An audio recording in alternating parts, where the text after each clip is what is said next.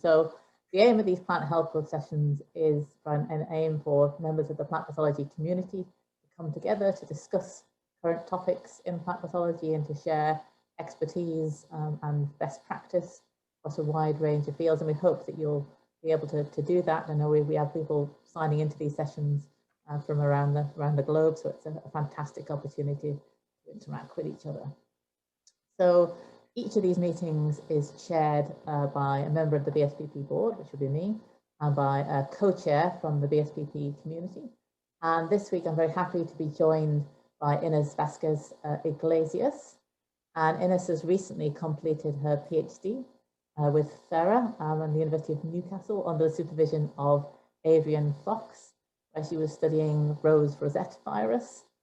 And one of the reasons we invited her particularly to join us for this session, talking about publishing, is because Ines was awarded the best student paper in plant pathology. So she's clearly got some skills in the plant pathology area. And she's now working as a molecular scientist for FERA. And so Ines will now be trading back and forth during the session as it progresses. Our main speaker today is Matt Dickinson. And Matt is the senior editor of plant pathology, and he's a lecturer at the University of Nottingham since 1992, where he's a specialist in rust fungi, particularly cereal rust fungi, but also looks at other fungal diseases and phytoplasmas. And he's roved around the plant pathology kingdom, having started out with his PhD in the virus research department at the John Innes Centre and studying at CSIRO in Canberra, where he started his interest in rust fungi before coming back to the UK to the Sainsbury Lab and taking up his position at Nottingham, and he'll be sharing his expertise with us today. Just a brief note as we're going through the introductions. This is the last of our Plant Health Club sessions before the summer. We're going to take a short break over the summer, but we're back. We already have some sessions lined up for you going forward from September, so we hope that you'll join us for them. If you remember that at the end of these sessions, you get three free trial sessions, and then all subsequent sessions are free to members of the BSPP. So if you're not a BSPP member, we would encourage you to join us. There are many benefits to membership that you can learn about from our website. And we very much hope that all of you as members of the plant pathology community will come with suggestions to us for what we can do during these plant health club sessions. And one of the suggestions that came up at a previous meeting was that we consider holding some journal club sessions, and Matt has indicated that he would be potentially willing to help run some journal club sessions themed around plant pathology and help coordinate them with the other editorial board for plant pathology. So we're going to put a poll in the chat, basically asking whether that would be something you would be interested in participating in as some of our sort of future plant health club sessions. So with that, I think that's all of my introductory material. I'm going to pass over to Ines to just talk you through arrangements for today's session. So Ines. Yep. Hello everyone. So just some housekeeping details. So please ensure your microphone is on mute during the presentation. This introduction and Matt's presentation are going to be recorded, are recorded, but any questions and discussion thereafter will not be. So after the presentation, we will be split into breakout rooms. So please feel free to unmute yourselves at this point and take part in the discussions. There will be a facilitator in each of the discussion rooms, so they will make themselves known to the participants. So, yeah, if Matthew, if you are ready, over to you. Okay, thanks very much. I'll share my screen.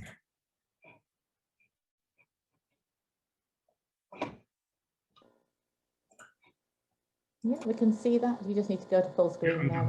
I've just got to get back to the right slide. Excellent, great. There we go. Right, okay. So good morning, everyone, and thanks for coming along to this. So what I want to talk a little bit about is the process of publishing in scientific journals. And I'm going to talk about it from the perspective of plant pathology, because that's the journal that I've been a senior editor of for the past 10 years. Plant Pathology is a journal that is owned by the British Society of Plant Pathology, and it's published by Wiley's. So that's kind of where the journal sits. And what I want to try and go through this afternoon is just spend a little bit of time describing the sorts of things we're looking for in papers submitted to the journal. Talk a little bit about what the review process involves, so how we decide which papers get accepted, that kind of thing. And then a little bit of kind of guidance of when, if you submit papers and they go through the review process and then you get comments back, how to respond to those comments, what the best way of doing that is, how to treat comments you get back. So those are the three areas I'm going to cover. So to start off with, the first question you would want to ask with publishing any paper is how to decide which journal you're going to publish in. And in the area of plant pathology, there are lots of journals out there. So this particular slide is showing something that's published every year, which is this list of impact factors. And this one's from a couple of years ago. Journal impact factors are calculated by an organisation called Clarivate, and then they're published each year. And this is just a list through plant science type journals, indicating, of course, that there's a number of different plant pathology journals out there. For example, there's Molecular Plant Pathology, which is our sister journal from British Society of Plant Pathology. And that's got a much higher impact than plant pathology, because molecular journals generally do. Similarly, Molecular Plant Microbe Interactions has this higher impact factor. Just looking at these numbers on here, impact factors are a very crude calculation. They're essentially based on the number of times that papers in a journal are cited, from the journal are cited, divided by the number of papers published in that journal within any particular year. So it's a very crude calculation. So we got these sorts of journals at the top of the plant pathology ones. A little bit lower down the list, we've got journals like Plant Disease, Phytopathology. Then you've got us, Plant Pathology. A little bit lower down, you've got Journal of Plant Pathology, Phytoparasitica, Australasian Plant Pathology. There's lots of journals with plant pathology or plant pathology related things in the title.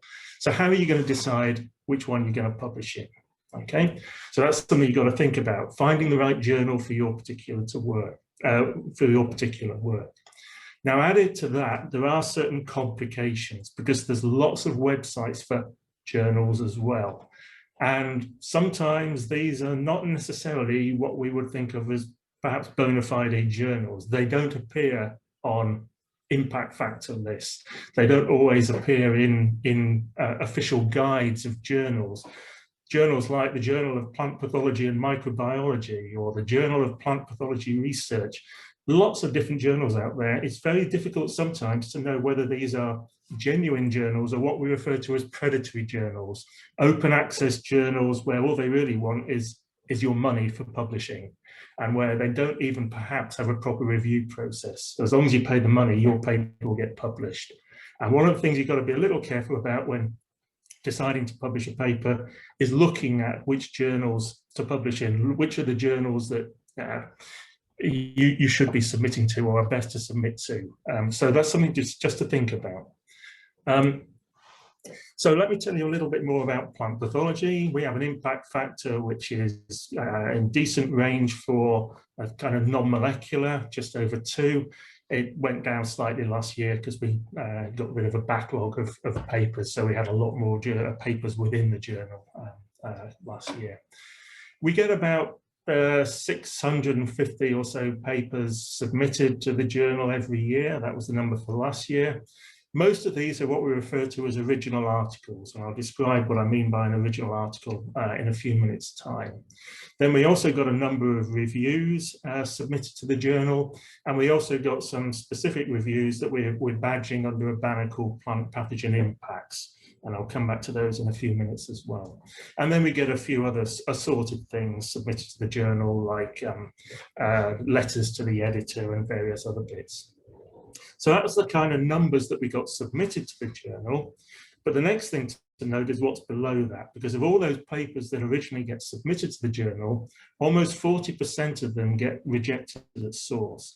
And that effectively means that I or one of the editors decides really that they are not appropriate for our particular journal. So of all those papers submitted, almost 40% are not ones that we deem to be appropriate for the journal.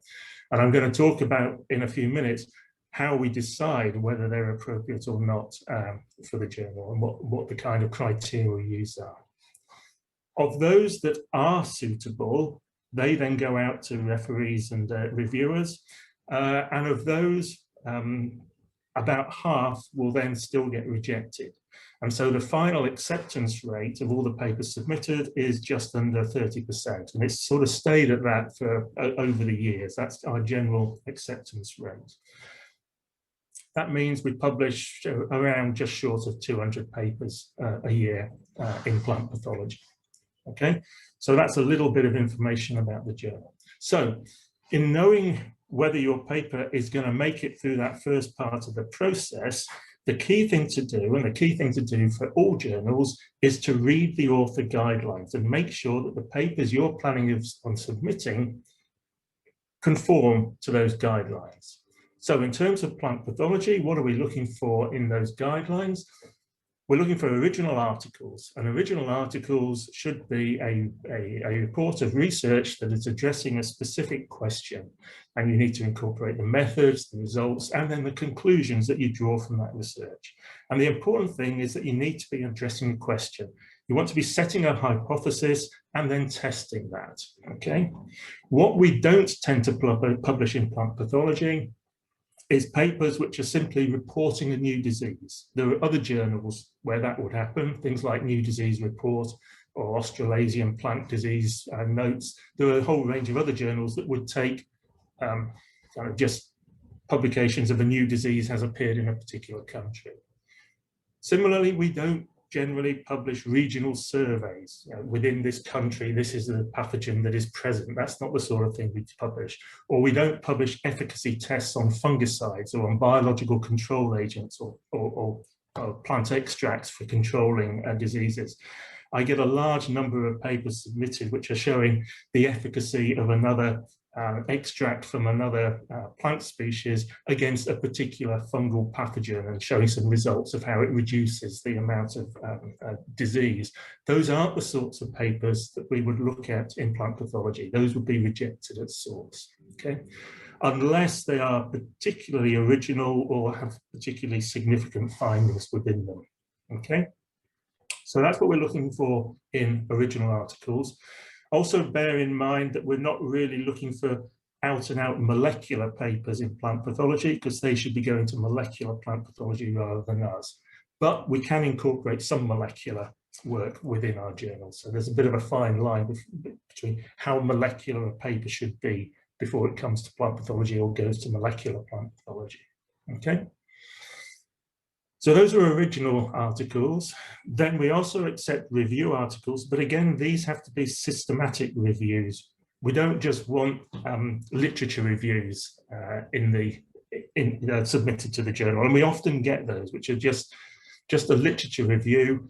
Essentially, it's almost like often what would look like the first year literature review from someone's PhD thesis, where you kind of found all the relevant papers on a subject and just written them out.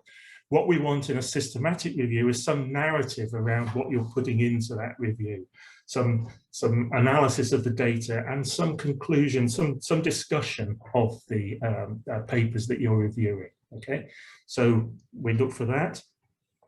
And then we also have, as I say, have this series of reviews known as the plant pathogen impact reviews. These are a specific set of reviews that we look for, which are on a particular new disease or group of pathogens, particularly new and emerging diseases, where we're looking at their global impact or their impact in a particular country and mitigation strategies. And so these are relatively short reviews that we'll be looking for in this component. Okay, so that's kind of what we're looking for in the journal. And as I say, for any journal, it's important to read the author guidelines and check that your paper fits those guidelines before you submit. There's also some other things that we go through at the journal when a paper is submitted. So the research has to be original. Papers go through a plagiarism detection system at the journal that's set up by Wiley's. And so we can detect papers that we can detect similarities with other papers if such things as it exist, and that does occasionally come through. Now bear in mind that we are allowed to accept things that might have been published as preprints in repositories such as RX, I don't even know how I'm supposed to say this, RX1V, RXIV or RX4 or whatever it is. But anyway, you can have things that you've put in there as preprints, and they would show up as a high plagiarism score in the plagiarism detection system, but they are still acceptable as papers to submit to a journal like Plant Pathology. So that wouldn't count as plagiarism. Okay. So anyway, you can submit things, they would get checked, and we would check them to make sure that they're not just copied from other papers. And then if your paper is eventually accepted, then the figures would also go through an image checking analysis just to make sure that they are genuine figures. Okay, so submitting a paper, we have a system, we use a system called Scholar One. It's used by a lot of journals. It's an online submission system. You submit your paper through this system. All the guidance is given within the Scholar One website. And when you do that, you can, as well as submitting your paper, you can submit additional information, such as you can identify who you might like to have as potential referees for your particular paper. That can be quite helpful for us as editors and senior editors to know where you think we might want to send that for review. We reserve the right to either send it to those people or not send it to those people. So don't assume that just because you've selected someone, it's going to go to them. But we do sometimes make use of suggested referees that the authors suggest to us. Similarly, if there are particular people that you don't want refereeing your paper, you can nominate those as well and say you don't want to use these people. When you do that, you need to give reasons for why they're non-preferred referees. So, for example, there might be a conflict of interest in that they're doing similar research to you and that you don't want them to be seeing your preprint of your paper. So give good reasons. And if those reasons are good, then we will not send them out to them as referees. So you submit your paper. Once it's submitted, the process is that I will make the initial decision as to whether the manuscript fits the criteria of the journal. And if it does, I'll assign it to one of my editors. I've got about 35 different editors of the journal with different expertise and from different parts of the world. I'll send it to the most appropriate editor. That editor will then go through the process of selecting referees. And the normal process is that we would expect to get 2 referees' reports for the paper. Sometimes we look for more than that. We might look for 3 referees' reports. Very occasionally, we only end up with 1 referee's report, and then the referee and the editor will both help to make the decision. So we get the referees, we send it out to referees. The referees will then send back their reports on that paper. The editor will then make a recommendation based on those reports and their own reading of the paper. They will then forward a decision to me, and then I'll make the final decision and send that out to the corresponding author. Decisions can take a number of forms. You might get a decision letter back which says accept with minor revision or accept major revision. It's a bit of a kind of a subjective as to what we would call minor and major revision, but essentially this would mean that the paper is probably going to be accepted by us and that there's just some corrections to the way it's being written that you need to make. You might also get, as an alternative, a decision letter which says reject and resubmit. What we're really saying there, or what the editor is probably saying there, is that there's some extra work that's required to make that into something which can be accepted. So it's where the science we think is good and that it's something that's within our remit and we would like to publish it, but there needs to be some additional work done. So you need to go back and just do that extra work and then resubmit the paper to the journal so that we can check it again. Or you might get a straight reject decision, which says we don't really want to see it again kind of decision. Now, when you get those decision letters back, you then have to do something about it, like make the corrections or so on and so forth. Now, we do reserve the right that if we might have had the original decision letter which said accept with major revision, but that the authors then really haven't taken account of the things that we've asked them to do, we can still convert that back into a rejection if we need to. And similarly, if we get a reject and resubmit back and they've taken account of all of the things that were suggested, then that might not need to go out for further review. It might be one that can be accepted with some minor revision to it. So these are not hard, fuss criteria. Once you've got the accept with major revision, you still have to take on board the comments that have been made by the reviewers before it would be finally accepted, if that makes sense.